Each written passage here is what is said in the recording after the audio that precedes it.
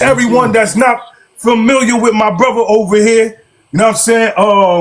Up and coming, got a great amateur pedigree, been in the Golden Gloves, been in the Nationals, had a great pro debut. I was watching your fight, champ. I was watching your fight. Yes, My man right here, he comes from a background of hard nose, hard work, dedication. There's a lot of fighters that be skipping the process. There's a lot of fighters out here that be skipping the process. But my man right here, he stayed true to the game. Matter of fact, right before this, he said, "Yo, bro, I'm on the way. I'm actually just leaving the gym." So y'all know he's taking the craft serious. Ladies and gentlemen, I would like to bring up Demitrius Khaos Lewis. Brother, how you feeling, champ? yes, man. Yes, sir. Thank you, man. I appreciate you for having me, man. It's most definitely a blessing. Alhamdulillah, man. Thanks for having me on your platform. It's an honor to be your first boxer that you interview on TikTok. So, man, I just want to say thank you, man. And let's get to it. I'm ready. Let's get it. Man, I appreciate you, man. First, how much time do you have? Because I don't want to take up too much of your time, champ. I'm good. My family in the background. I mean, in the back room. So she just ordered some food. So she about to cook. So we probably got like an hour, if that. All right, cool, man. I'm good for an hour, champ. Yes, sir. Yes, sir. Yes, sir.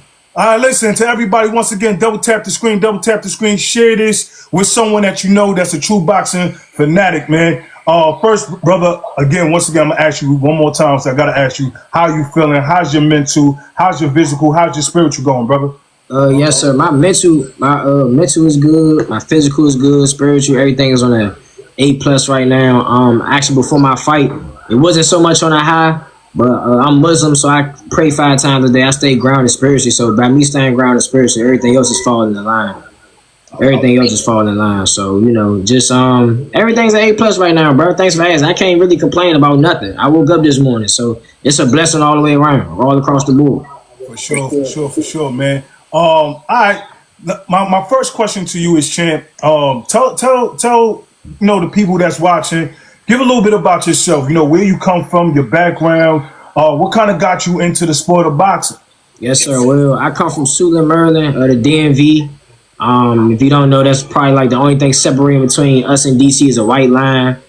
What got me into boxing, I would say that I was getting into a lot of fights, being young. It's getting like, it probably sound cliche, but it's just the norm. So getting into a lot of fights when I was young. I started boxing late, actually. Like, I started boxing real late, and people don't know that. I started boxing like 17. Oh, wow. So I wasn't boxing. People thought, oh, you got over 100 amateur fights. No, like, I really started boxing late, so I went straight into open class. But how I got into it, like I said, just growing up, man, in the streets fighting, getting in trouble in school. I was playing football. Man, and I was real good at football. When it came to me to go to high school, everybody was like 180, 130. I'm 90 pounds soaking wet. I'm like, hell no, I'm not about to play no football. So my father like, man, look, I'm gonna send your brother to college. My brother went to college for football. And he like, man, we're gonna do boxing. I like, no, I said I want to do boxing. I'm gonna put you on boxing. Once I send your brother off, I'm gonna focus on you. And that's how I started.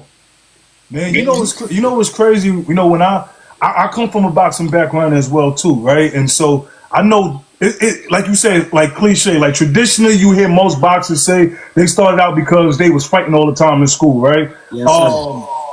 But what was that like for you, being in school, fighting a lot? What was going on during those times, if you don't mind sharing? And that's a great question. I don't mind sharing. It was cool with me. It was the norm. Like I said, like, not to sound cliche, but just any typical black neighborhood. Like, I grew up in a real rough neighborhood, so I was always a smaller guy. My father made it, like, drilled in my head day in and day out, like, shawty, you small. They're going to pick on you. Like, people are going to try you. Even in football, I used to play cornerback. They used to always try to run and throw to my side. And he was like, man, you got to be ready just in life, in all life aspects. You got to be ready. So it was cool. It was the norm to me. My cousins used to fight. My father was a fighter. It wasn't nothing out the norm to me when I started fighting. Now, I'm not going to say I was out there every day looking for a fight. I wasn't a troublemaker. But again, people used to start stuff with me, playing outside football, hit me too hard, might get into a little scuffle. Go to school, man, my girl like you, I want to beat you, I want to fight you, and just little simple stuff like that, man. Like little simple stuff like that. And once it kept going on, it actually kind of got worse as I got into high school because, you know, just like anybody else, once you get into high school, you kind of like start to find who you truly are. And me being in high school, I would say I went to a school outside of my neighborhood, outside of my school zone. So I went to a school in a totally different neighborhood, like a totally different neighborhood. So it was more so like a hood thing, like, oh, he from this side, he from that side, and used to try to catch me walking home from the bus stop. And man, I used to get jumping back when I was going on. Man. I used to get real, man. So fighting has never been abnormal to me. Never. It's never been abnormal to me. Okay. Listen, bro, I get that, right? Because I have one of my younger boys, right? He small, frail. Everybody Yes, used to try to pick on him, and then one day yes, he was like, "Man, I'm going to the boxing gym, man." Like, was it like that for you? Did you say, or did somebody push you to go to the gym just to maybe try to get you out of the streets, keep you out of trouble? Great question. No, it was honestly just up to me. Like I just literally just like, man, I want to box. I literally told my father that, like, man, I just want to box. That's all. He used to work on stuff when I was younger. He always kept me sharp, you know. Again, just that's the typical black household, man. You learn how to defend yourself, stuff like that. And once my brother went to college, it was like, nah, hey, dad, I want to box. Like, I really want to box. And like I said, I started real late. I started like 16, 17 years old. So by that time, it was like, all right, man, come on. This is what you want to do. Let's do it. And that's what I did. Gotcha. So was it your father that introduced you to the sport? Did you catch it on TV? Like, what was it for you? That's a great question, bro. I just always like.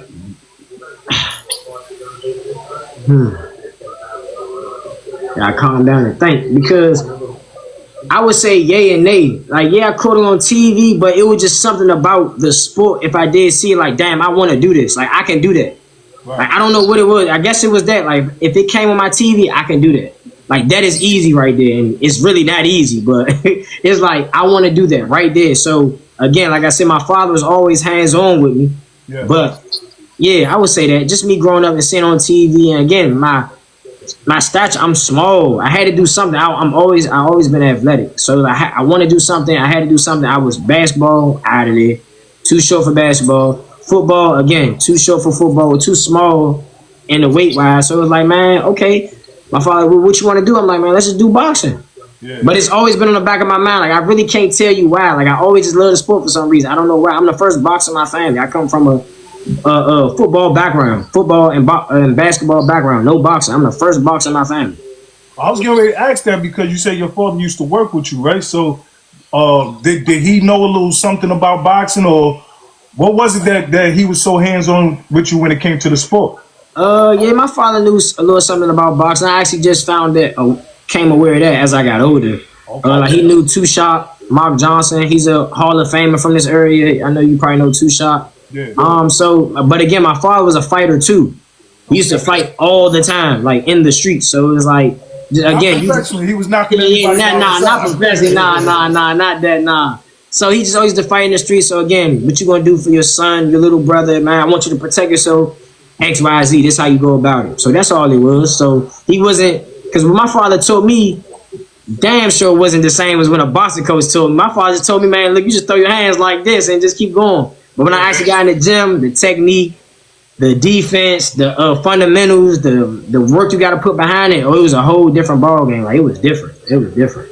Oh man. So talk to me about that, right? Like, your first experience being in the boxing gym, when you walked into that gym. Yeah. Like, what did you feel? What was going through your mind, if you could remember the feeling that you got? What was that like for you?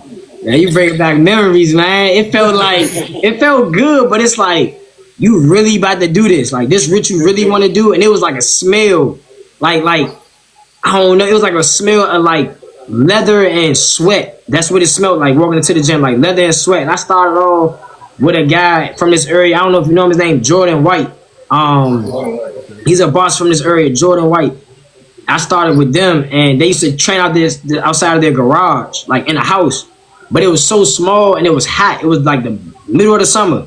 All I smelled was sweat and leather, and the bags just flowing. It's like, all right, cool. Like, I felt good. Like, all right, this home right here. Like, I can get used to this. And it was just, the work ain't never been abnormal to me either. Like I said, I've always been an athlete. So putting in the work has never been hard. But it's just like, man, this is where we at, man. Let's see how this go. And I started having success with it. All right, I like that. So your first time going in there, you smelling everything, the environment, all that stuff like that. Talk to me about because I remember my first workout in the Yeah, boxing gym. I felt like yeah. I wanted to throw up my whole life. You know what I'm Okay, saying? When we was doing the punch outs on the punching bag and all that. okay. How was that for you? Like the first training, even if you can remember going back to your first sparring match, right? Because you know we always hear, and we're gonna dive into it a little bit later, because everybody always loves to talk about sparring and stuff like that. So the reason why I'm talking about the sparring is because you come from a background of fighting outside and stuff like that. Then now have to put that to test in the ring. Yes, Did you sir. see a big gap? Was it like a big difference? Where you was like, this is way different.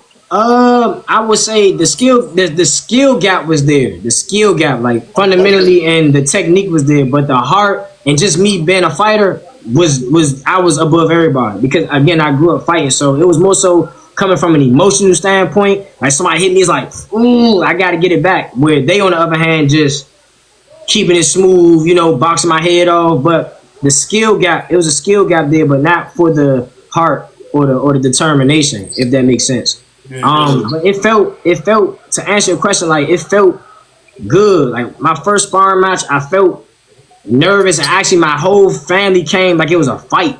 That's how serious it was, because they like, oh man, y'all Khaos boxing, man, come on, man, like let's go support him. The whole family was there. Like my whole family was there for a sparring match.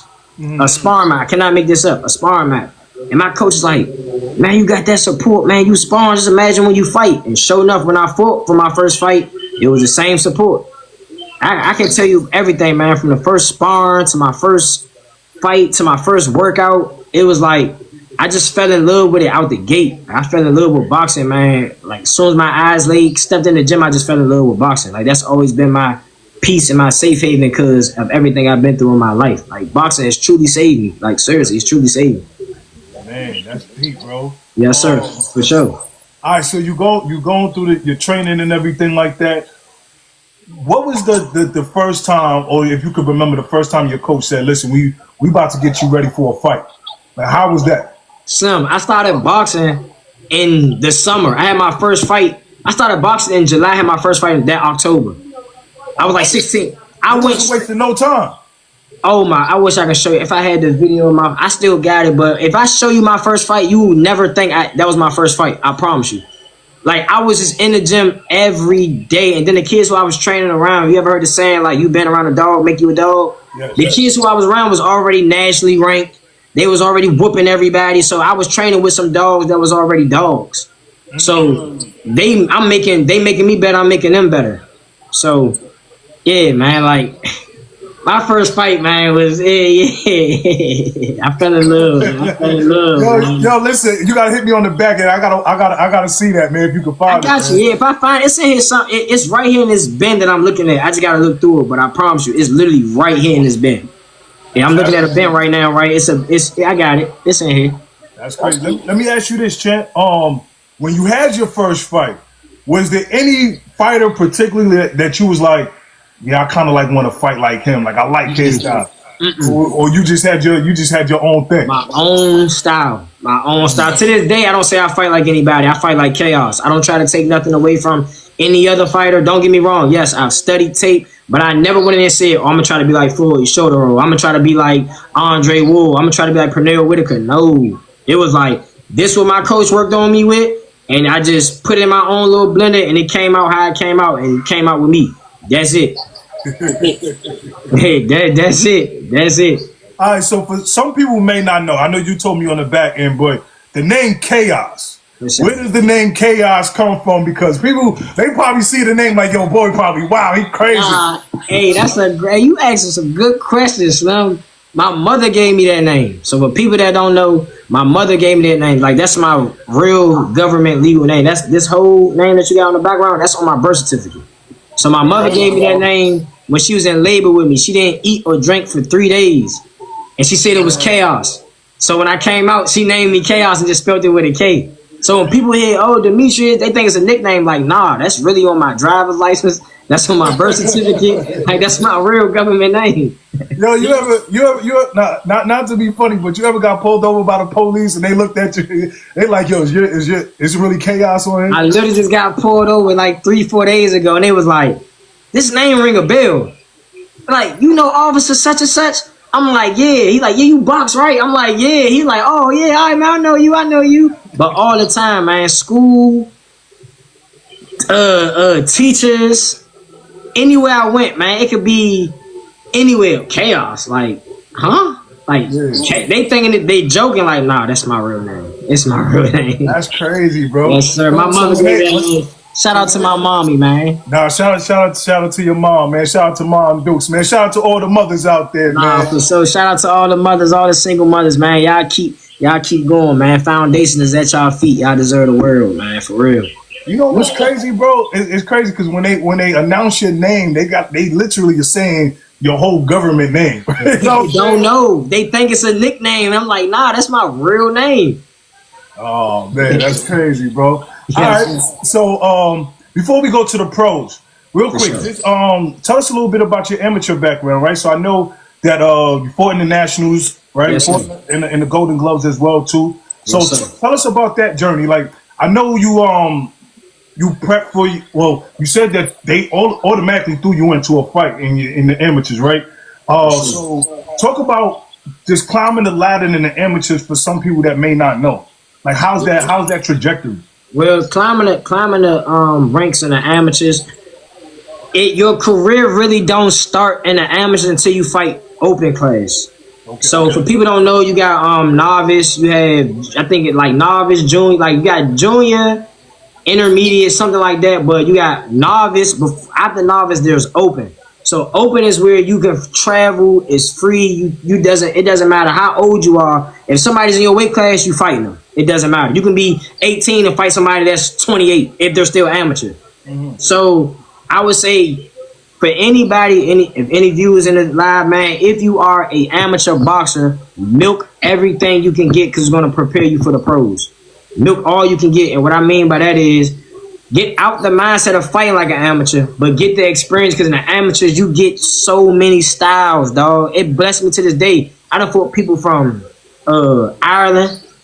I done fought people from Mexico, Texas, Philly, New York, like all Puerto Rico. Like the styles are different. It's a plethora of styles. So when you see it, it's like, oh, I'm used to that. Instead of you fighting like local shows, you getting moved along. Because when you fight novice, you only fighting people that's on your skill level.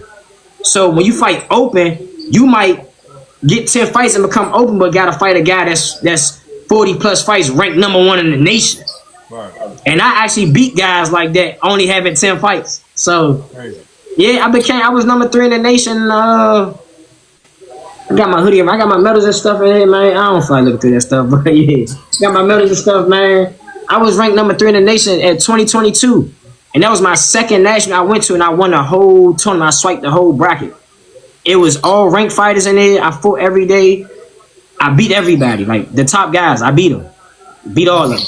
Like, you know what's crazy, bro? Or what I find interesting is a lot of times, especially when guys get into the pros, they kind of like diminish the amateur backgrounds of fighters.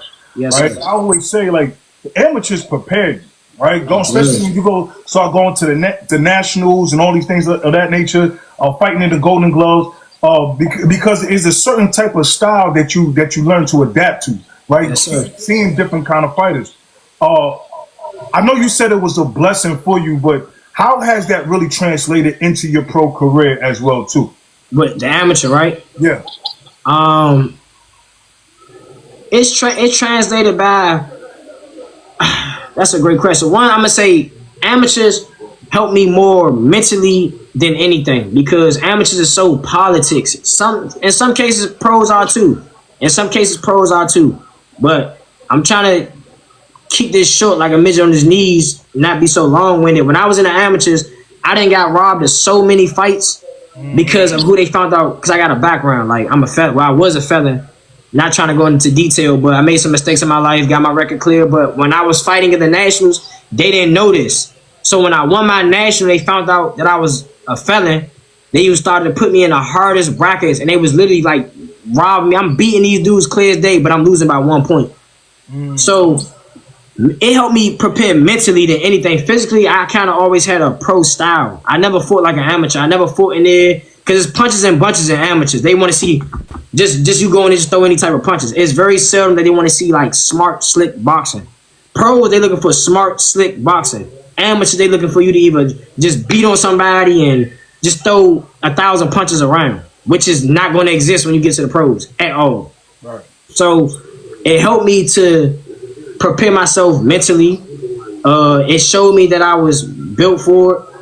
It prepared me for the pros because now it's like I go into every fight knowing like, okay, yeah, I gotta get him up out of here. Like it's no plan. Like I gotta get you up out of here. Even though the mindset was like that in boxing, in the amateurs, but I was playing it safe a little bit too much. Like I went to the National Golden Gloves. I lie to you not. I beat a dude named Jose Ferrer. Shout out to him. I'm talking about clear as day from round 1 to round 3. The judges said I was moving too much, and he was being the aggressor. I landed the cleaner shots. He barely even hit me. He hit me with one clean jab. Now I can send you that video. Man, the crowd started booing. People started like, oh no, we need to try to get that redrawn. We got to get that scratched out. The head, I forgot his name. His name Bobby Magruder. That was our sanctioning guy for our body down here in PBA. That's our region for USA Boxing. Okay. He tried to get it contested. You ever heard like Tank say Tank and Lamont talking about he tried to get the joint overturned when they fought second time in the amateurs? Yeah. That's what they tried to do for me in the Golden Gloves. I beat this guy clearly, and they gave it to him. But I learned the difference between you fighting in a USA boxing tournament than the National Golden Glove tournament. Is two different things. I promise you, two different things. National Golden Glove tournament, they want to see you try to knock somebody out. USA boxing tournament, the one I won, they want to see clear boxing, the slicker fighter who can be more skillful. Skill gonna pay the bills. And the National Golden Gloves, no sir, they trying to see who gonna quit, who gonna get knocked out, who gonna leave it all on the line. It's like, man, that's not how boxing should be. Because if skills pay the bills, then that's what it should be. So that's deep, bro. But tell me, how did you feel? Because I remember when I first fought in the Golden Gloves, I felt like I was robbed in my first fight. That was actually my first fight. Yes, sir. But I know how it made me feel. But how did it make you feel knowing that you should have won and that you was robbed from the fight? What clicked after that for you? It made me. It was heartbroken for sure. I cried. Damn sure wasn't ashamed of crying because I worked so hard. And like at that time in my life, I was literally going through like a mental depression with boxing because I was getting older. So I'm hearing people in my ear like, man, boxing not putting no money on the table. You need to get a job. You need to get this. You need to do that. And it's like, nah, I gotta get this joint a shot. Like I gotta give it a shot. And when I got robbed, it was like, damn, are they right? Am I not good enough? So it most definitely put a strain on my brain, like for sure. And just my confidence in general. But it also, it made me, it didn't break me because once I got robbed, I'm gonna just say lost, I lost. I lost. I felt as though I was robbed, but we're not gonna make no excuses.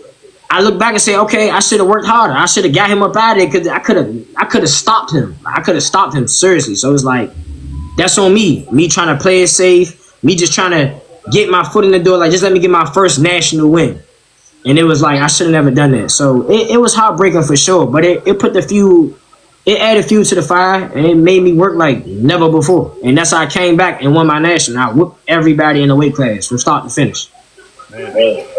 He said, listen, I'm not leaving up to the judge no more. We can't do that, man. Not at all. All right. Yo, listen, man. If y'all tuned in, make sure y'all double tap the screen. I'm with my guy, Demitrius Khaos Lewis, and Khaos is his middle name, but he lives by the name as well too. All right, bro. So, you go through the amateurs and everything like that. Yes, sir. You start gearing up. At what point did you say, "Listen, I'm ready to go pro. I'm ready to make this happen"? That's a great question. What you got, a notepad right there or something, man? Nah, listen, bro, I do my homework, man. Hey, Shawty, you passing the test, man, because your homework paying off. I give you that. Okay, so In the amateurs 2022, like I said, man, they start kind of like blackballing me for my background. 2022, I end up fighting in the 2022 National Golden Gloves. I make it all the way to the semifinals. I placed bronze. I placed bronze. I end up losing, and I end up falling off with my coach at the time. Because again, this the side, man. I hope anybody that's in this live, Slim, take my advice and run with it. Like I'm gonna be as transparent as I can be. People don't see the struggles that amateur boxers go through when you have the notoriety, but the funds are not coming in. So people don't see that. They're like, oh, he got X, Y amount of followers on Instagram, or he got this many likes on Instagram, or he ranked number this in USA Boxing, but the money is not matching up.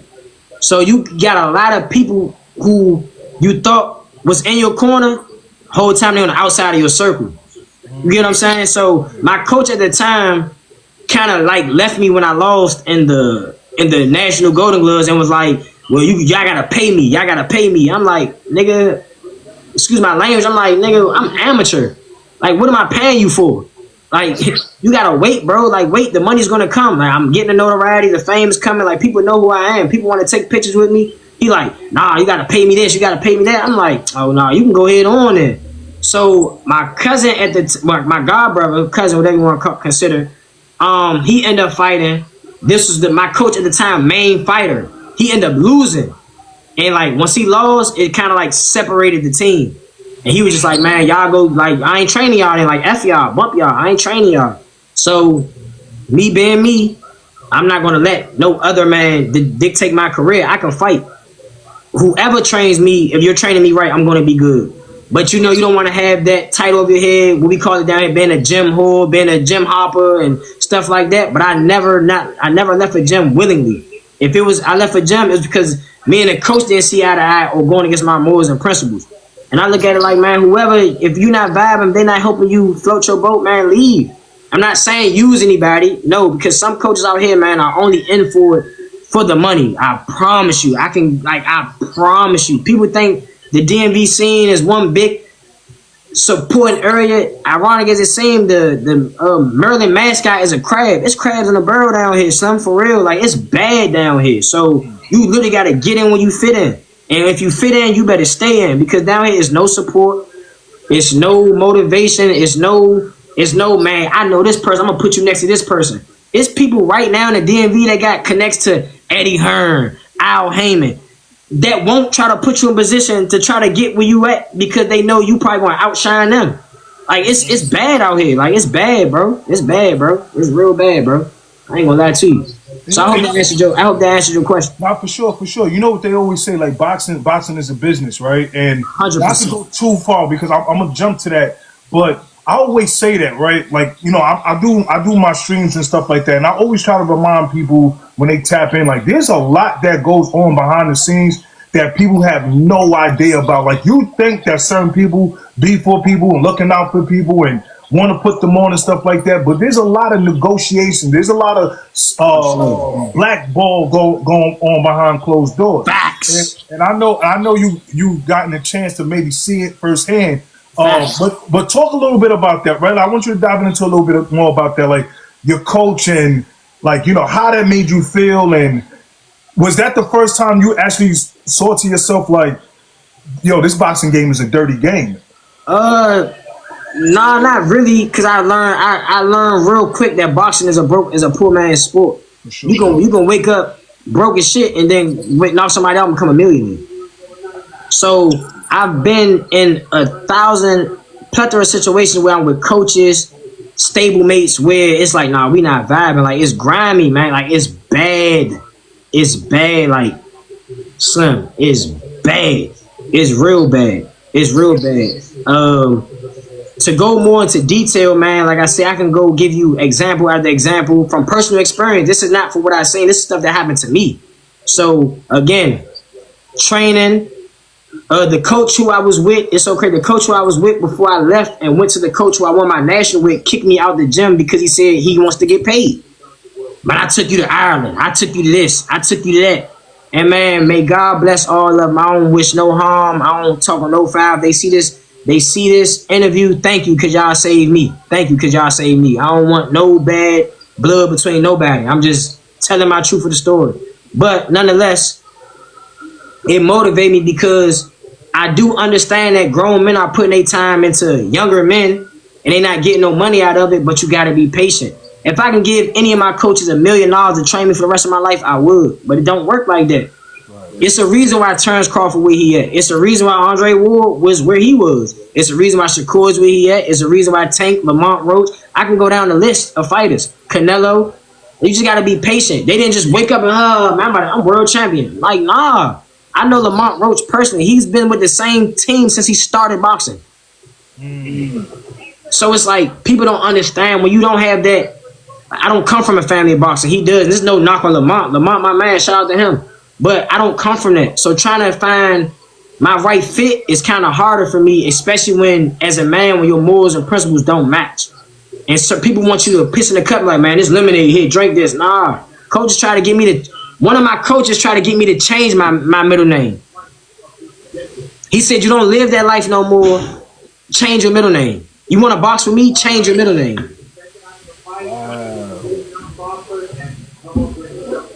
How that sound? First of all, this is not just a boxing name. Like this is my name. Like this is my name. Like what are we doing here? My mother gave me that name, man. So that means everything to me. My mother is my heart. That means everything to me. So for you to tell me you gotta change your name, oh, you're not Khaos no more. You're not Khaos no more. I'm like, bro, that's not what it is, bro. Like this is my name, shawty. I don't care what it's gonna be my name till God decide to take me. I'm not changing my name. Well, you can't box here. Cool. Holler at you. That's simple.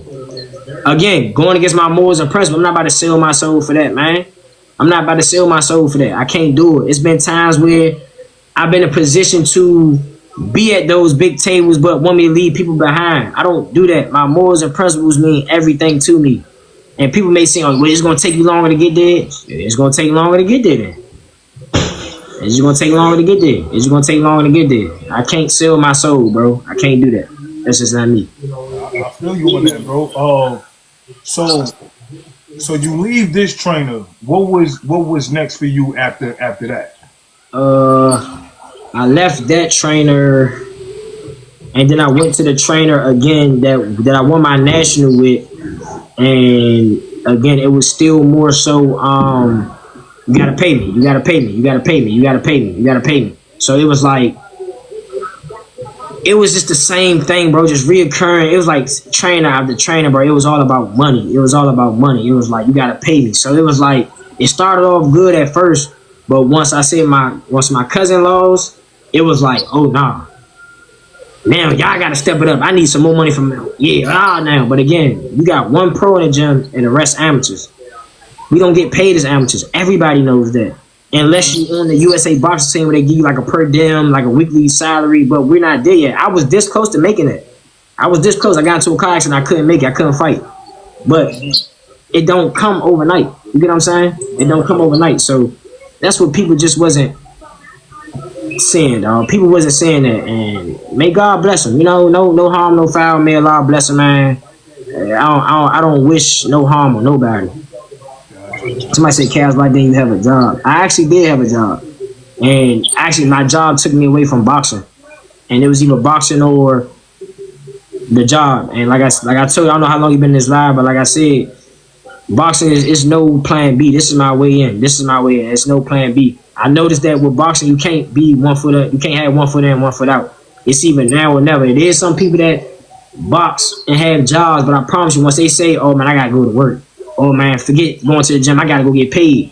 I literally had got out that mindset of this is what I have to do. This is what I have to do to provide for my family. Like, nah, I'm good. Boxing pays me. I'm also a personal trainer on the side. So I do have money coming in. This is my gig. This is what I do.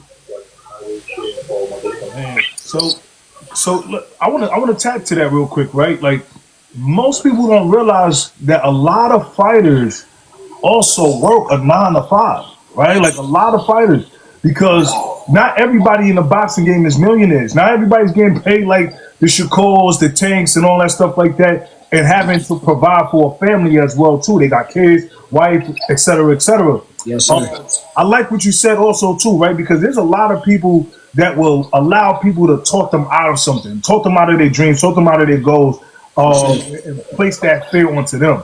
You said there was no plan B. This is it. This is what I'm going with, right? And from earlier, you said that you was always confident in you, right? Like confident in your ability. Yes, sir. Like, talk about that, right? Like, just explain on like those dark moments a little bit, right? Like having to wake up to do something and you're still not getting paid to do it yet, but still going to the gym and acting like, you know, like, hey, look, it's gonna happen. And that's the answer right there. It's going to happen. Yeah. It's going to happen. Man, look, like I said, bro, I can go into detail for detail how I done hit roadblock after roadblock, trial and error, failure after failure, lesson after lesson. It's going to pay off. It's going to happen. You are going to face things in life. That's just how life is. Life ain't easy. It's not peaches and cream. But it's going to happen. You just got to stay true to yourself and just keep going. And like I said, I know it sounds cliche, but it's easier said than done. Because those dark times I was in, I realized, like, damn, boxing ain't putting no money on the table. You don't want to go back to doing what you're doing. We got you locked up. So it becomes a battle. It becomes like tug of war. But at the end of the day, when you have the knowledge of boxing, it's like, okay, I can sell this knowledge to people. I know a lot of people want to defend themselves. Okay, let me do personal training. Okay, let me do boxing classes. It's like making my craft work for me. Like, this is my craft. If I can't go knowing I didn't get boxing my all. And this goes to anybody. I knew for a fact, like, this is what I want to do. I know who I am. This is what I want to do. So if I go work a job, I'm literally going to be mad at myself. I'm like, damn, I could have been doing this. Like, when I was working my job, I'm like, I'll never forget this. When Shakur won the, when he placed the silver medal in the 2016 Olympics, he literally was training at a gym that was up the street from me. And he was fighting my weight class. At the time, I think like 108, but he moved up to like 120 something. Mm-hmm. I'm like, damn, I seen this kid fight before. Right. He was just in the gym with me. Mm. And I'm literally working at Giant. Like, I'm going back in the gym. Like, come on now. Like, 1 + 1 is 2, not a few. Like, I got to give it my all. You got to bet on yourself. Because if I fail, okay, at least I failed trying. And once I started trying, I literally started succeeding in boxing. Again, I became ranked number 3 in the nation. I won a national. It's a lot of people I've been around that can't say they won a national, period. Like, at the highest level, at the open class. I was literally ranked number 3 in the nation. I was this close to making the 20, the golden, I mean, not the golden goal team, the Olympic team that Keyshawn and put on. I was literally that close to making it. Literally, like, so once you just get a swig of it, like, oh, damn, all right, I got a taste of it. I know I can get it. Now I want the whole cake. I got a piece of the bread. Now I want the whole loaf now. Like, I'm there. I'm not just one of them fighters that's like, damn, I wish I know what that feel like. Damn, I wish I could do this. Like, no, I've actually rubbed shoulders with the top guys. I've actually been in those rooms. I was actually top 3 in the nation. Out of 100-something kids, I'm top 3 and beat the number 1 guy. So I know it's there. I know it's achievable. I know it's there. So why not give it a shot? This is someone that started at 17. Yeah. 17 years old. For sure. So you got a lot of guys that come up. They've been boxing since they was a youth. They was 7 years old, 6 years old, 8 years old, 9 years old. He started at 17. So when they say like it's impossible, here's the definition of showing y'all that it is possible. It's possible for sure. So with that being said, bro, so leading up, because I know you gotta cut out. So nah, you good. I got time. Wifey cool, man. I'm good. You right, good. Cool. So talk about the feeling of your first pro debut when you first got the news. Yeah, we about to get a fight lined up. Yeah. Right. What was that feeling like? What was that anxious feeling like? Butterflies, man. Butterflies. Anxious for sure, nervous, but more so because I just came off of 2 L's in the amateur. So this is my fight going in the pros.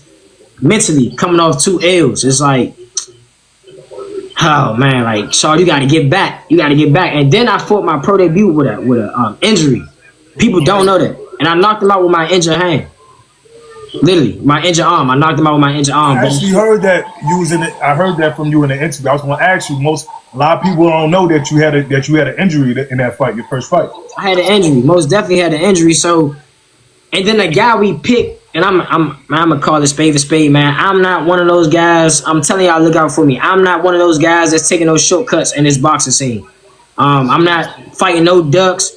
They like you got to build your career. I'm not doing none of that. I'm taking guys who got either boxing experience, who been in there with some tough guys, or I'm taking undefeated fighters, literally. And I'm only 2-0, but I literally just did that for my second fight. But for my first fight, the guy went the distance with somebody who was ranked #1 in my weight class as an amateur. He was from Cleveland. And I said, okay, yeah, no ducks on my plate. I'm like, I want him. Like, okay, cool. Like, I want him right there.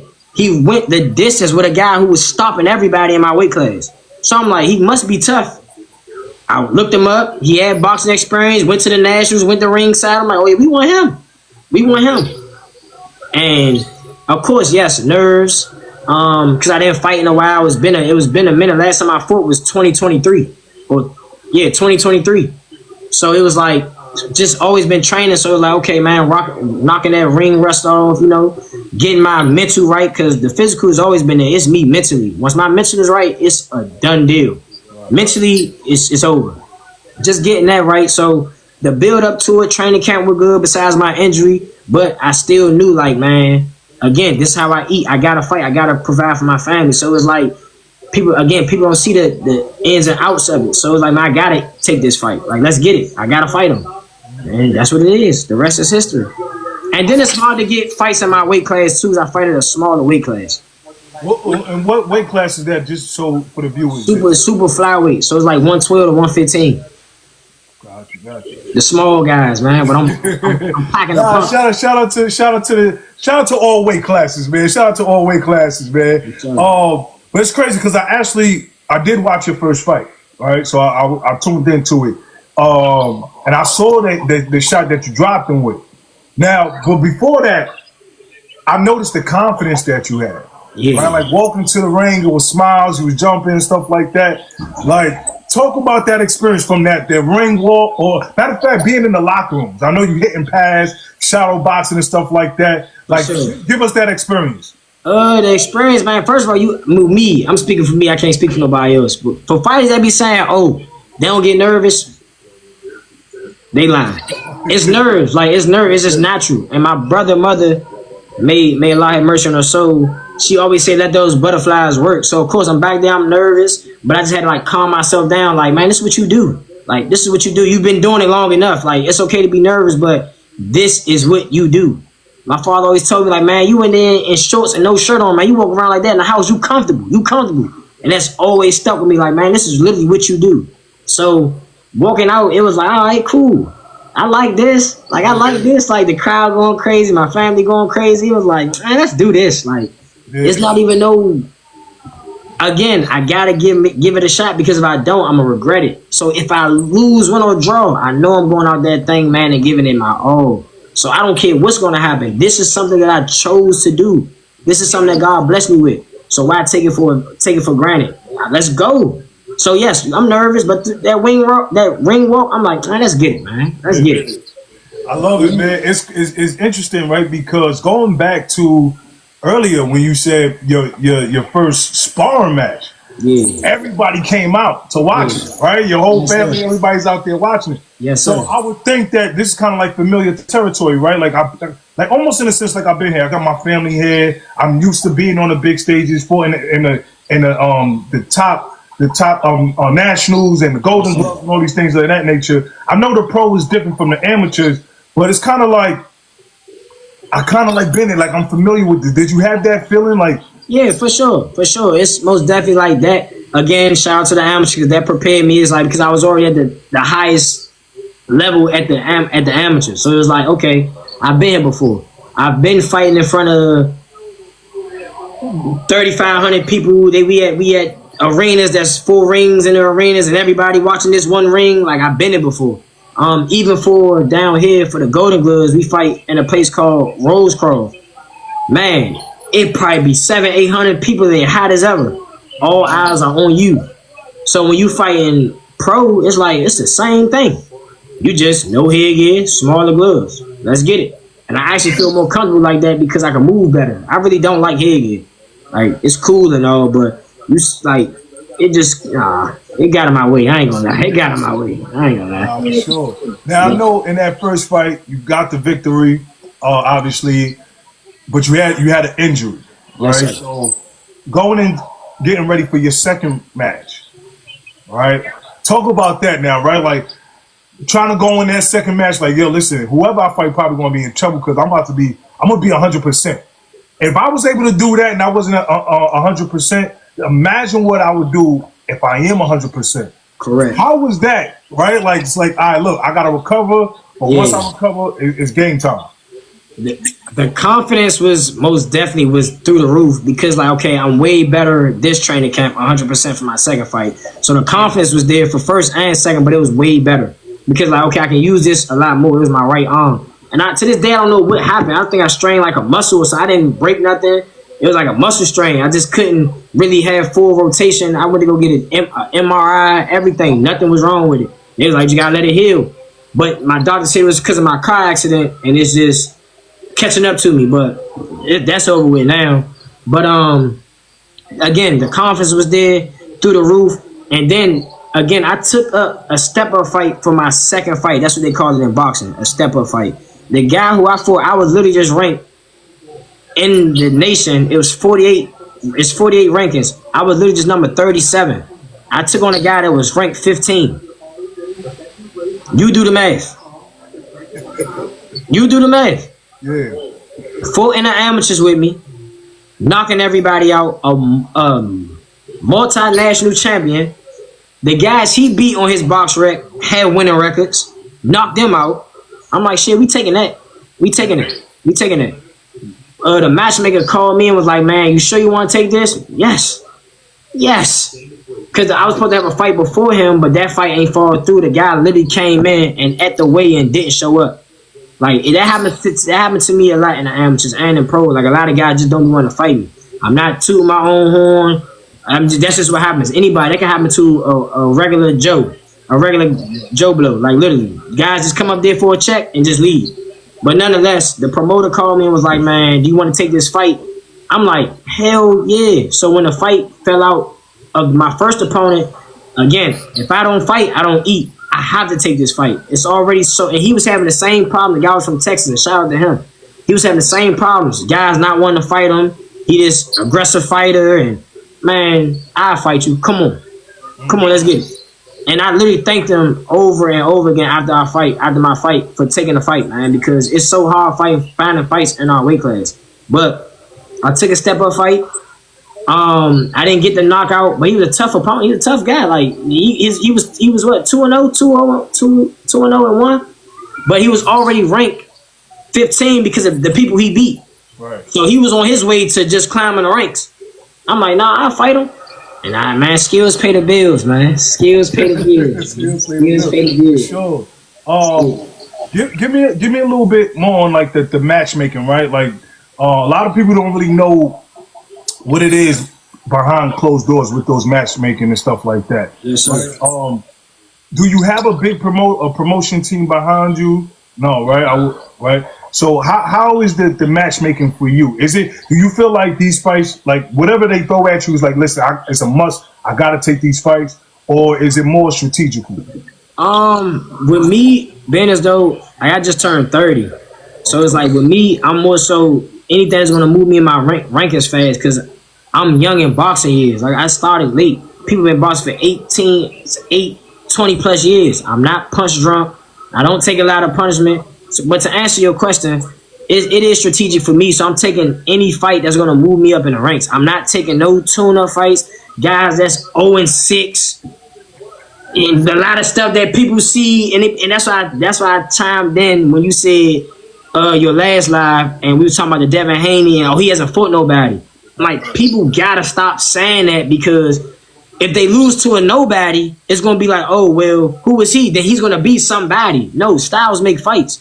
And that nobody probably been in with some good somebodies and probably can show you that night that they are somebody. So stop saying that. So with me, it has to make sense for me to move up in the rankings. Again, me being ranked 37 and now ranked 15. Well, I think they got me 15 or 16, but I'm top 20 for sure in the nation. Top 15 for sure. So it's like me taking this fight, it has to make sense, something that's gonna move me. Because in my weight class, it doesn't take that long for you to get a title shot. Everybody knows because there's not a lot of guys in there. And then again, it's not a lot of ducks either. So I gotta take the tough fights, and I'm willing to do that to show my skill. Hell yeah, I'm willing to do that, man. I'm gonna get once that spotlight on me is gonna be on me forever, and that's not to be boastful or anything. That's just if the right people see me, man. I like this kid. Who is he? I like him. It's just that simple. That's just how boxing works. That's what I'm saying. It's a poor man's sport, man. You know what's interesting when you talk about the ducking situation, right? Or the nobody situation. That would be a never-ending conversation, right? Never. Because it's like if you fight somebody, they're gonna be like, well, who is he? Right? Like who was that guy? Right. And then you will give his accolades and the things that he accomplished. Then it's gonna be like, well, who did he fight? Then it's gonna be like, who did they fight? Right? So it's a never-ending conversation, and we won't give people the credit that they deserve for taking these fights. So with that being said, like, how do you feel about the sport of boxing right now currently? Where do you feel like it's in a good space, or do you feel like, you know, there's a lot of ducks, there's a lot of this, there's a lot of just yapping yap? How do you feel about the sport of boxing currently? How I feel about the sport of boxing, on a legacy standpoint, right now, on a legacy standpoint, it's trash. On a money standpoint, it's good. But on a legacy standpoint, it's trash. It's trash. Like, people got to bring back boxing, bro. Like, people got to bring back real boxing. It's most definitely a lonely sport. It's most definitely by yourself. Like I said, lonely. The piggyback off that, but it's trash because people are hand picking. You know, I want to fight this guy, and people be looking good in front of bums, like in front of real bums. Like, I'm like, bro, like you said. No offense to Boots. Bro, I told everybody to bet on FanDuel was going to knock him out in the first round. He was supposed to beat him. Yeah. He was supposed to beat him. Yeah. Like, people supposed... I told you, but Devin Haney and, what's the boy name? Who he beat? The white boy. Ramirez? No. The boy he beat in Ireland. Scott, Morris? No. The boy he took for the belts. Who beat Teofimo. Cambosis. Yeah. He was supposed to beat him. But that night when he fought Tio, he got, I'm not going to say lucky. He just beat him to the punch and outworked him.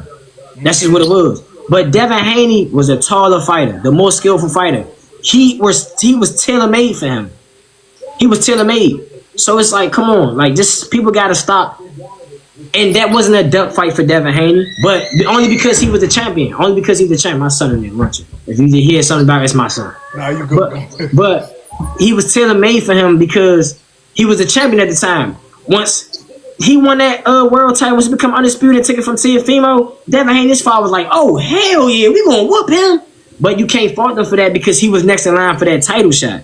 You can't fault him for that. So it's like he had no other choice but to fight Cambosis. Because he was next up. He had no choice to fight Devin Haney. He was next up. But when you got guys that's already in that seat and they like, all right, man, I'm gonna go from I ain't gonna fight the number 4 dude in the world. I'm gonna fight the number 4 dude in Pakistan. But he ranked number 38 in the world. People don't know this side of boxing. He's trash.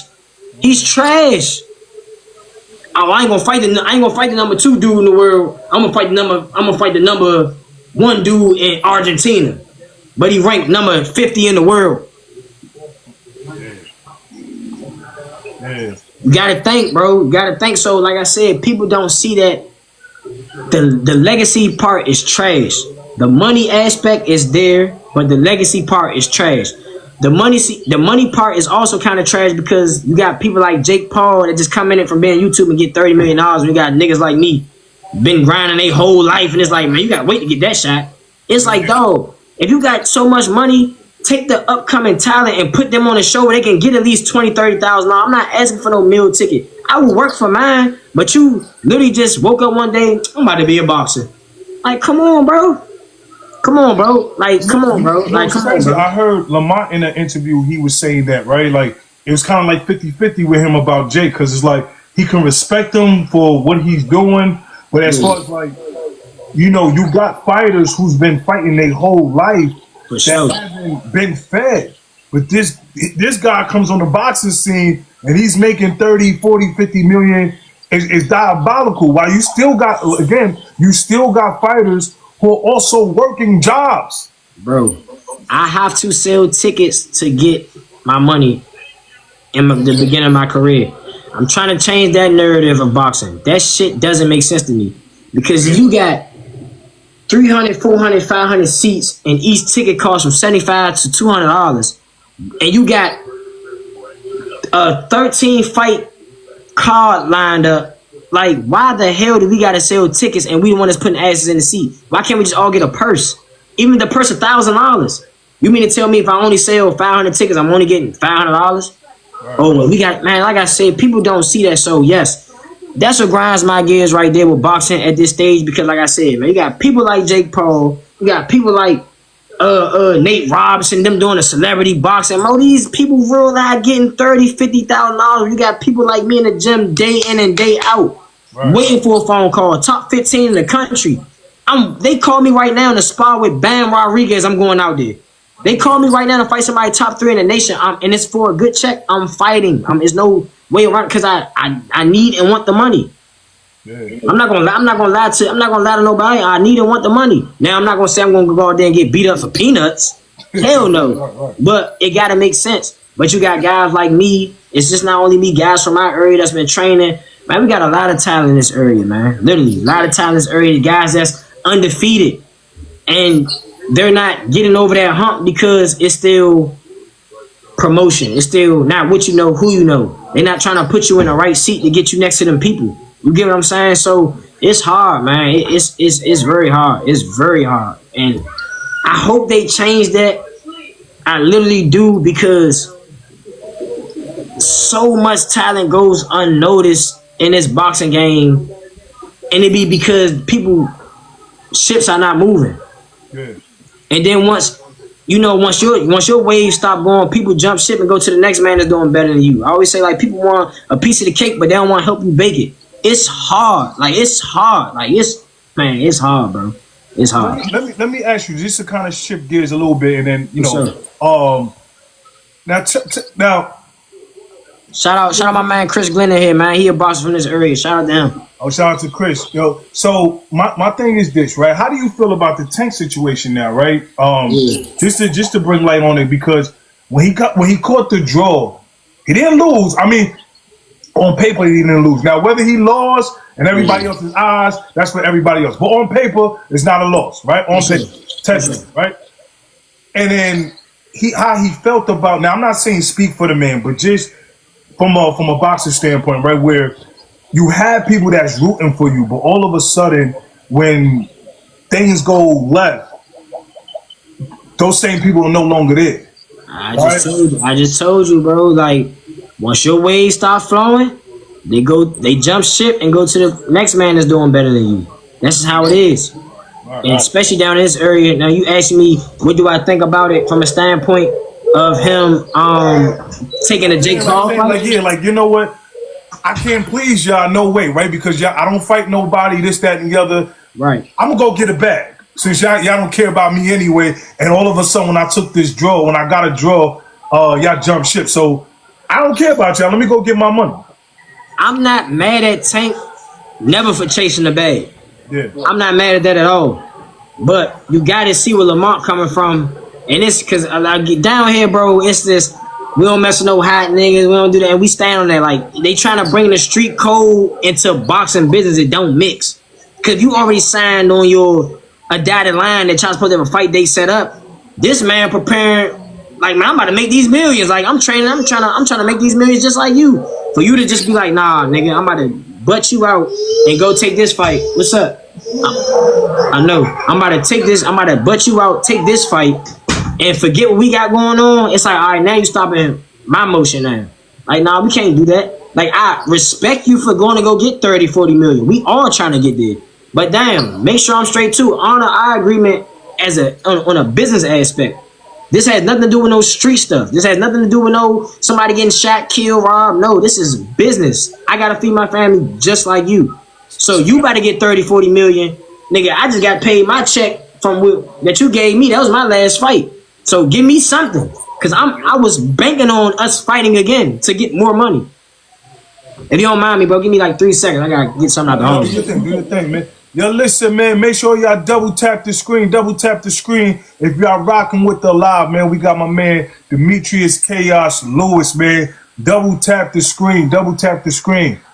I appreciate y'all, man. I appreciate y'all, man. If y'all tapped in, I'm trying to get. If y'all have some questions, I'm gonna try to get some questions answered real quick for them.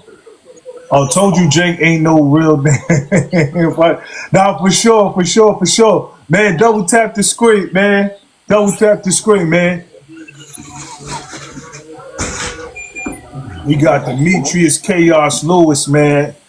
I'm excited about this brother's upcoming fights and what he's gonna do for the boxing game, man. Y'all make sure y'all follow, show him some love. You know, continue to watch out for him.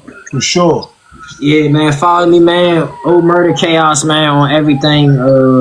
Instagram, TikTok, Twitter. I don't have a Facebook, but follow me again. Shout out to you, brother, for this opportunity, man. I love your platform. I literally just came across and just scrolled. I'm like, damn, he know what he talking about. Let me join this jump. I appreciate you.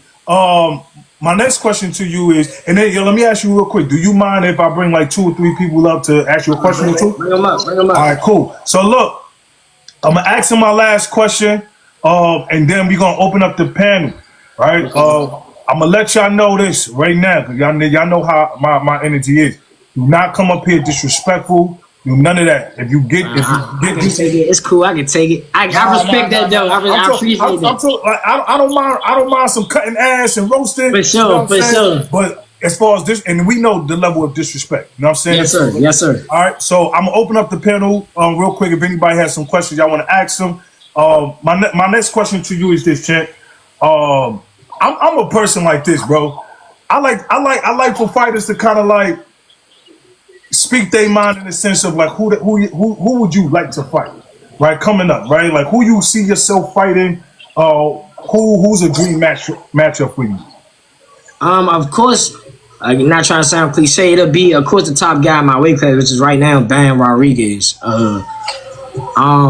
That will most definitely be a dream fight for me because I know I couldn't hear you, bro. I caught a phone call. What was that? Oh no, you good. Oh, so I don't want to sound too cliche, but it'll be the top guy in my weight class, which which is Bam Rodriguez. Everybody want a dream fight with the top guy in their weight class, so it'll be Bam Rodriguez. I know right now, and this is not to salt my game or bring me down any type of way, but I know for a fact he's not thinking about me right now. He's already up there. But soon he is. I promise you. But who's ever at the top at the time when I get that shot, that's what I want to fight. Right then and there. I can't tell you which fight I would want to make because I'm not there yet. Right. Whatever fight makes sense, by the time I get there when it's chaos shot, that's what I want to fight. I don't care about no number 2. I don't care about no number 3. I want to go to number 1. It's no way around it. Gotcha. All right, man. Y'all heard it here first, man. He said Bam Rodriguez, man. Y'all know the vibes, man. Yeah. All right, listen, y'all. Like I said, I'm about to open up the panel. Get a chance to ask 1 or 2 questions to Khaos, and then I'm gonna move on to the next person. All right, so let me get the first person up. I got Tank. Yo, Tank, don't come up here with no craziness, bro. Now, Tank Glazer.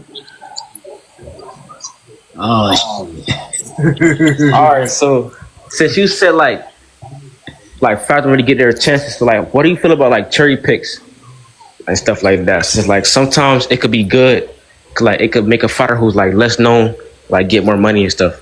What I feel about it, cherry picks, I mean, like I said, if you're gonna build your career, then cool.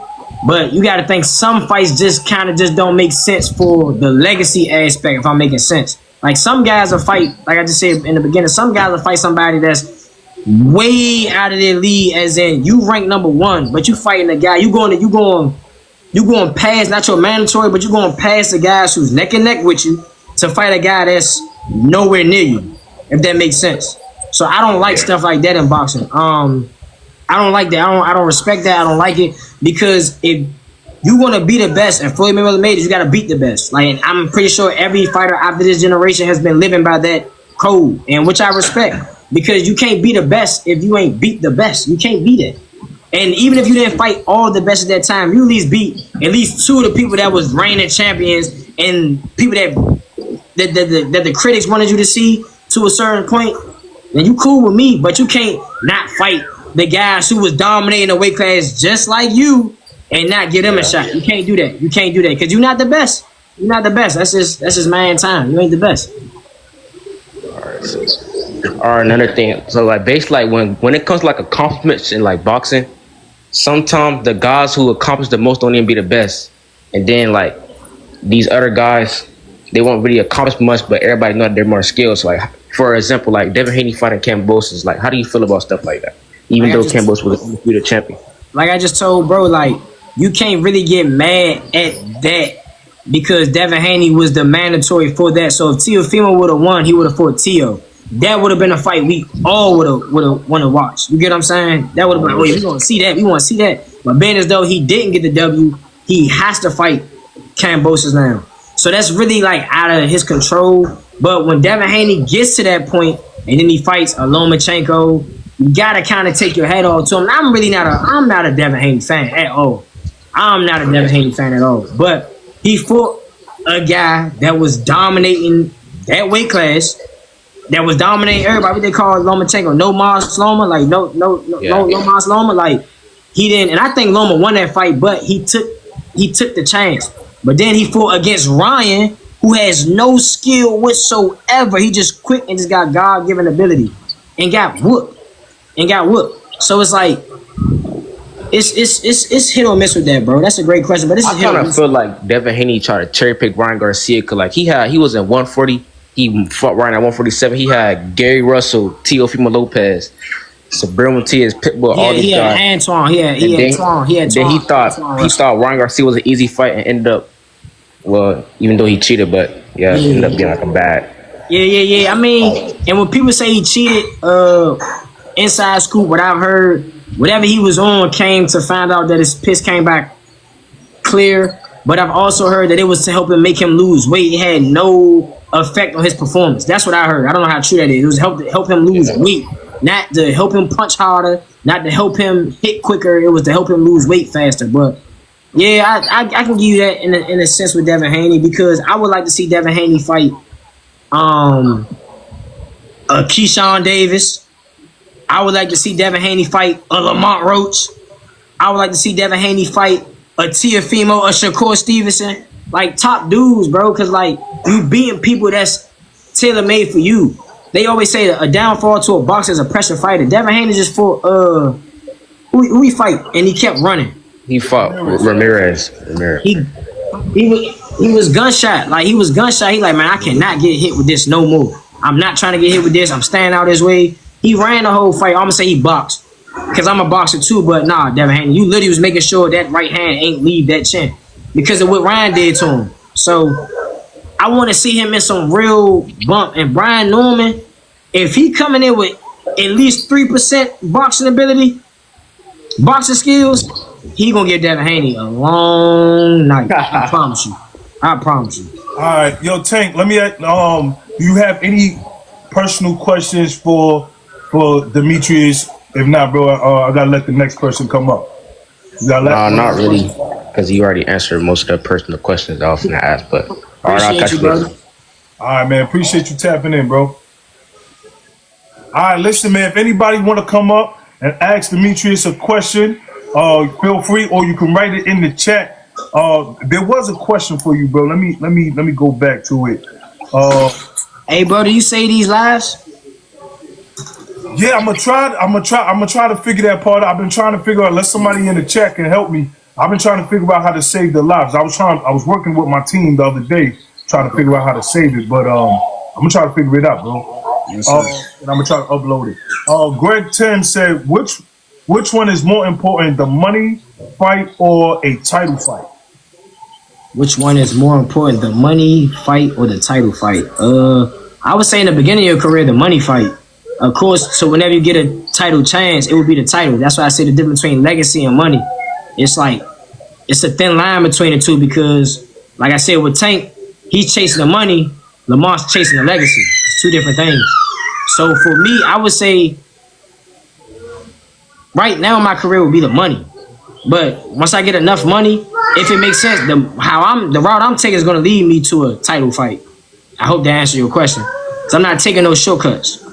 Gotcha. Salute, legend. Ask him how much film he watches before a match. Like if you talking about my opponent, none. If I don't want to psych myself out, I let my coaches do that. We just work on whatever they looked at. I don't do that because I psych myself out quick. I be like, oh damn, he got a strong right hand. I don't want to get hit with like, nah, I ain't doing none of that. I let my coaches figure that out, and then we just take it on in the gym, train for it in the gym. All right, cool, man. Let me get the next guest up. Let me get Chris. That's a great question right there. I'm gonna speak on that. What's up with you, on, brother? Tim? How you feeling, bro? Man, feeling better, feeling blessed. Glad I came and scrolled and saw that you was online and stuff. And I was like, man, I'm getting bored. What's going on? What's going on, Tim? You got a question for Khaos? Yes, man. You said earlier about legacies and stuff like that. Yes, sir. So drifted in my mind. I was like, you know, I wonder who his legendary, boxer would be, like, Roy Jones Jr., Tommy Hitman Hearns, or someone like that. Correct. Are you asking who's mine? Yes. Oh, Terrence Crawford. Hands down. TC. Okay. TC, hands down. And to go into detail why, 3-time undisputed in 3 different weight classes is first person to do it. 4-belt era. Gotta salute that. And then one thing about him, and to talk about what you talked about last time, bro, in your podcast, Terrence Crawford gets a lot of backlash for him not fighting nobody. And then when other people fight these nobodies, they get trashed. You don't fight nobody that's been to the Olympics 2-3 times. You know how hard that is to make the Olympics? So, yeah, hands down, bro, to answer your question, Terrence Crawford, bro. Me. But all around aspect of morals and principles, Muhammad Ali, because he stood up for something that a lot of people were scared to stand up for. Okay. Don't call me Cassius Clay. Yeah. Yeah, there you go. They try to get that man to not be Muslim, man. Come on, man. Nah, we ain't doing that. Try to get that man to go to war that he ain't want to fight. He ain't even, come on, man. He ain't starting nothing. He ain't throw no snowballs. Last question, and I'm gonna hop off. How do you work on your mental, with training and stuff like that? And just, sorry, loud truck. You good? How do you work on? Because I try to work on it most of the time when I can, because I work, and I stop, fighting, and training and stuff like that, and I'm trying to get back into it. And I've been wanting to for a long time now. But how do you work on, like, the mental of, to keep on going and, when you do have that right support group? And I agree, because, there are people that think they helping you and they're not, because they're trying to get something out of it. Correct. Hey, chill out. Honestly, bro, coming from personal experience, that just has to be something in you. Mm-hmm. And I'm trying to say this in the most phlegmatic way without being too emotional. That just has to be in you. I don't know what type of person you are, but just like you go up and go to work every day to pay your bills, that same fire and drive has to be whatever your craft and passion is. And that's the simplest way I can put it. Because a lot of people say they want something, but have all opportunity to do it and don't do it. So if you really wanted something, bro, you'll change. And that just goes for anything in life. So for the mental, if you want it, you'll do it. You can't have a B without an A. You got to start somewhere. So even if you keep going to the gym day in and day out, that will slowly but surely build your mental capacity. Like, damn, I like doing it. I want to go to the gym tomorrow. The next day. You're going to look up, you're going to the gym every day for 4 or 5 months straight. Appreciate that. Anytime, bro. I'm going to let somebody else come up, man. But I'm still be in the chat. Yes, sir. You have a blessed night, brother. Tapping in, man. No problem, bro. All right, bro. Yeah, there was another question for you in the chat, bro. Tank said, "How do you feel about guys not giving boxers respect because they're not known? For example, Lamont Roach." Yeah, and that's a great question. That's what I was referring to. I feel about that. They got to stop doing that. Even when I was watching the fight, I just watched the fight last night. Like they be so we call it down here riding that bike. They be so meat riding and on people nuts. It's like, oh, Tank is heating up. Tank, it's like, bro, this nigga Lamont was ranked #1 in the nation for however many years. Like they come from a stable of national champions. Like you get what I'm saying? So it's not nothing new to him. So I already knew what he was gonna do going in that fight. Now don't get me wrong, I ain't have him knocking Tank out. I had it been a great competitive fight how it was. But I knew Lamont was not gonna get knocked out and was gonna pull through in a victory or it was gonna be a draw. And I can show you my FanDuel ticket. I had it and it was a draw and I had him for the W. Because it's like I already know what he made of. So I hate when fighters like that don't get the credit they deserve because I'm one of them. Like it takes for something to happen for them to be like, oh damn, you know what, he actually is good. And it's like I've been doing this since I was yay high. I've been beating up people. I've been winning fights. I've been doing this. And they try to be like, well, he lost to this person. He lost to that. Okay, cool, but talk about what I've done though. Talk about what I've done. And people don't want to do that. They always want to focus on the negative and not the positive. How do you balance family life and boxing life since the money isn't being made? That's a great question. The family keep me stable and just having a great support system until the boxing pays off. Like I said, boxing is most definitely a poor man's sport, and just being patient because at any given time in boxing, prime example for me, your phone can ring at any given time, and you have to stay ready. And you might get a fight. Man, we want you to fight the top five guy, the number 5 guy in the nation. We'll pay you $15,000. Oh, there you go, right there. You knock him off. Now you on the zone. Now you on PBC. You know, now you on all these big platforms. You just never know. Do you think they should bring NIL to boxing? Hell yeah. That's a great question. Hell yeah. And this is what I'm saying about them going to the amateurs and being on the Olympic team. Because that, if I'm not mistaken, they do get like a little salary. But the people, I think for sure, the people that win these nationals, that's in them top open class, top 5, top 10, whatever case may be, I do think they should get some type of pay because you are literally fighting for the next Olympic team. You're literally right there. To the point you go on that list, you literally right there. So people are automatically going to know your name. So I do think people should bring like a little NIL deal, something, man, something. Because there's no health insurance in this. You can literally end your box career in the amateurs. Torn retina, torn rotator cuff. You can literally end that in the amateurs. We're not getting paid for it. That's a beautiful question, shawty. We're not getting. Shout out to my man Tim. We're not getting paid for it. So I love that. Was a beautiful question. Yes, I do think we should get paid. At least something. That was a fire question. Let me ask you. Justin said, do you think Turkey? What do you think of Turkey's new league? And what's his new league? Are you talking about him just taking over the boxing game, or I don't know his new league? I know. They do some more research. The Zuga promotions coming out and stuff like that. The new league and stuff like that. But I'm not. You know, they didn't give all the particulars out just yet. But I don't know, but I think Turkey is kind of doing a lot for the sport, though. Yeah. I mean, he making people jump out their seats for that cash.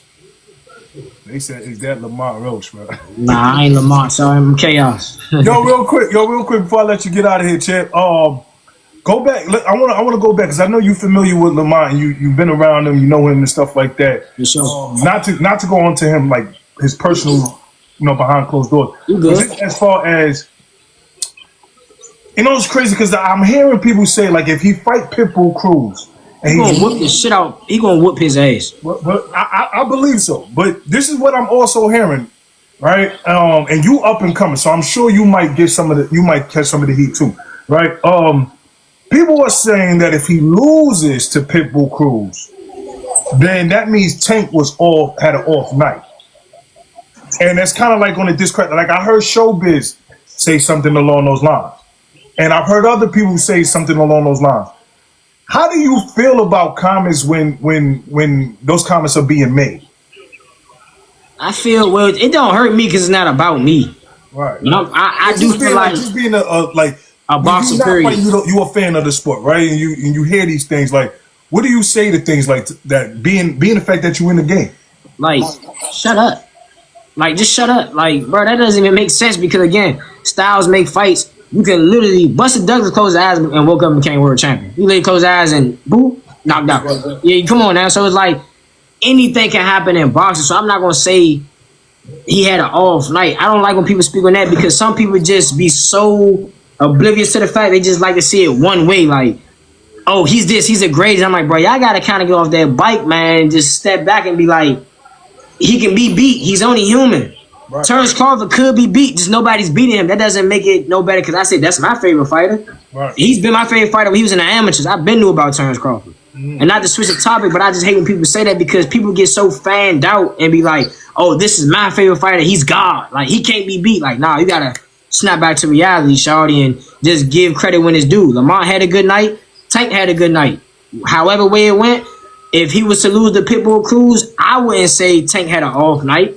I would say Pitbull is the better fighter that night. But I don't think Lamont's going to lose. Now, if he demolishes Pitbull, I guarantee everybody gonna be saying, "Oh, he really won that fight with Tank. He really won that fight with Tank." Because Tank went to 4 rounds and Lamont beat him up, and it's just gonna be it's gonna be a revolving door, bro. Like it's never no winning with boxing, bro. It's never no winning. Like I said, it's a lonely sport. I would say I'm gonna call it from a black and white, no shade of gray area. If Lamont was to demolish him like I think he gonna do, I'm going to still think what I thought about him and Tank, regardless of how that fight turns out. If he win, lose, or draw, I'm going to think how I think about it, regardless. I would say that I would more so be like, I hope Lamont gets what he wants out of this. You know what I'm saying? The money starts flowing in because if he make a statement on Pitbull, it's going to be, well, he just lost to this and well, he lost to a nobody because the fight Pitbull lost, he lost to the guy that Russell just knocked out. I mean, just beat. And they was like, well, he was a nobody, but he knocked out B-Hop. So it's just like, bro, you can never win, bro. You can never win. Like, you can never win. Oh, Tank went 12 rounds, so I can't wait what the Tank people going to say. Oh, he went 12 rounds with me, Lamont make it look easy. I can't wait to see what they going to say. Even if it do go 12 rounds, I promise you the competitiveness is not going to be the same. Like, that's going to be a dog fight. Like, Lamont going to sit right there with him in certain aspects of that fight. I promise you. Like, I know he is. He gonna make a statement. Now, for sure, I believe that. So, my last question to you, champs. I'm gonna let you get to your family and all that, man. Yes, sir, appreciate it. So, my last question is this, bro. What's next for you? What do you got in the woodworks, if anything, and what can everyone expect in the near future? Yes, sir. So my next fight should be in December here in Baltimore. At the Patapsco Arena, December 6th. And just expect, man, nothing but a good show. Anytime I step in the ring, expect pure class boxing, slickness, and straight dog work. Be on the lookout for me, man. I promise you, I'm knocking on that door and I'm about to kick it down. I did the same thing in amateurs. I'm not too far from pro. I promise you, I'm not too far from right there. The blessings are right around the corner, so just be on the lookout for me. Demetrius, Khaos, Lewis coming straight out of Suitland, Maryland. And that's it, man. Shout out to you, bro, for giving me the platform. All praise to the Most High for allowing us to share this platform together, bro. I appreciate this. No doubt. Where can everybody find you on your social media handles? Yes, sir. O Murder Khaos. That's right here. If y'all see it, OMERTAKHAOS. That's that's Khaos with a K, not a C. O Murder Khaos on Twitter, Instagram, TikTok. That's where y'all can find me. I don't have no Facebook. If you follow my Twitter, don't mind my retweets, no mind. I be saying some crazy stuff on Twitter, but it's Twitter, man. I'm speaking my mind. Yeah. But yeah, man, you can follow me on anything at O Murder Khaos, man. All right, man. There y'all have it, man. Demetrius Khaos Lewis, brother. It was a pleasure being able to share the platform with you. Like I said, you my first guy that I've ever, as far as boxing wise, been able to sit down and interview. Definitely gonna make sure that we able to do another one in person. And I think December 6th, man. Just let me know about the fight, man. I might just pull up for that fight, man, and support for real, man. Cause you in New York, right? Yes, sir. You only 3 hours away. That ain't nothing, bro. We got skipping and jump, my brother. All right, babe. You already know the vibes, man. Hit me on the back end, champ. Yes, sir, man. Y'all take it easy, man. Before I go, man, shout out to my team, Team Thump, y'all, man. Shout out to my coaches and all the people in my stable mates, man. Jaleel Hackett, Shaquille Daly, man. Shout out to everybody, man. Appreciate you, bro. No doubt, man. Be safe, brother. Yes, sir.